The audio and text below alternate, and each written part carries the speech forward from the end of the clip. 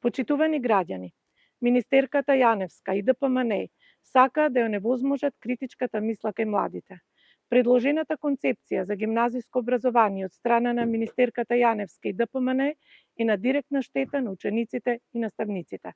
СДСМ остро се спротивставува на сериозните слабости и пропусти кои создаваат ризик од влошување на квалитетот на гимназиското образование. Од предложената концепција се забележува дека реформите се предложени без јасна стратегија за развој и модернизација на образованието. Апелираме министерката Јаневска да отвори јавна дебата, да ги земе во предвид сите мислења, да направи сериозна анализа, а не онлайн анкета, за да се избегнат сериозните последици по образованието на младите.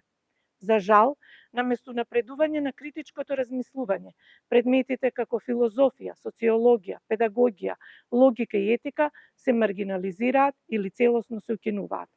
После учењето странски јазик од серии, сега министерката предлага учениците да учат етика преку личен пример на однесување кој им го даваат наставниците. Ова значи крајно несериозен пристап кон научната мисла на етиката, логиката, филозофијата и социологијата.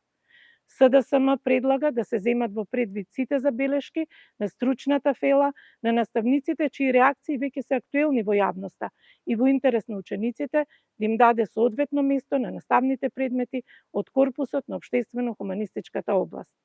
Предлагаме реформите во гимназиското образование да се базираат на стручно изготвени анализи и евалуации, а не како во оваа концепција на онлайн анкета. Нашата визија е образовен систем кој ќе ги подготвува учениците да живеат како слободни и одговорни лица во комплексен и неизвесен свет, да бидат личности што ќе можат да се справат со предизвиците на иднината. Само морално храбри, рационални млади луѓе со критичка мисла се надеж за нашето општество. Ви благодарам.